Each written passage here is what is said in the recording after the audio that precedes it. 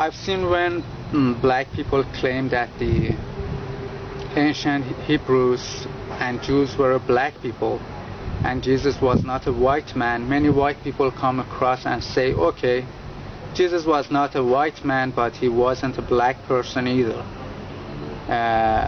because he was from the Middle East, and therefore, according to them, he must have looked like Arabs.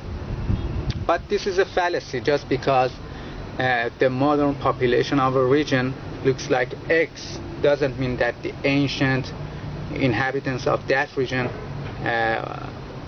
looked also like X. For example, look at Australia. Are white Australians descended from the ancient Aborigines? Or are white Mexicans descended from the ancient Mayans? Of course not. The Middle East is the most melting pot region of the world. There are black, white, brown, Indian-looking and Mongoloid-looking people in this region, all of whom claim to be native and indigenous to this region. And for example, in Arabs, there are black, white, and mixed, the so-called brown Arabs, all of whom claim to be the real Arabs. But which of them is the real Arab? The black one, the white one, or the brown one? The same goes for Iran. There are many different ethnic groups in Iran. There are Mongoloid-looking Turkmens, there are Indian-looking Baluch, there are native blacks, there are white-looking Turks, there are mixed-looking Kurds and Lurs. Which of them is the true Iranian? And unlike what the believers of the Indo-European hoax claim, the white-looking people in this region are not descended from the ancient mythical Indo-Europeans. These people are mostly Turks or descended from Turks.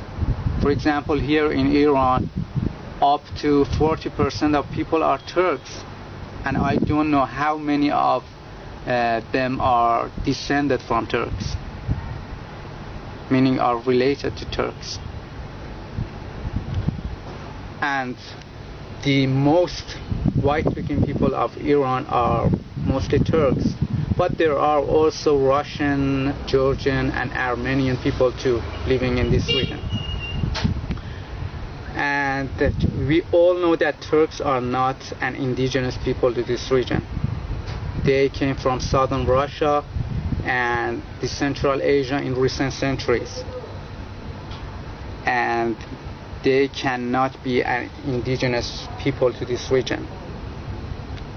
The ancient inhabitants of the ancient peoples of the Middle East were all different types of black people, different groups of black people. Assyrians were a black people, Persians were a black people, Elamites were a black people, and Arabs, yes, were a black people. That's why you see Assyrians have depicted themselves with curly hair, curly beard, and dreadlocks. That's why you see Persians have depicted themselves with curly hair and curly beard. And even there are many wall paintings found in Susa in which Persians have depicted themselves with black skin, have painted themselves with black skin. So therefore, Persians were black people, not a so-called Indo-European. And I believe that Persians, Assyrians, Arabs, and all of the ancient inhabitants of the Middle East were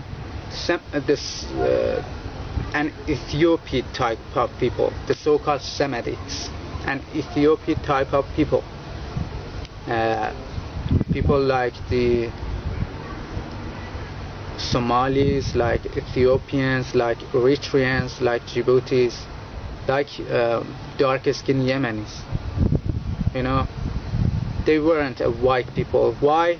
Because the temperature here in this city goes up to 50 degrees Celsius in summers with a high intensity and a UV index of 12.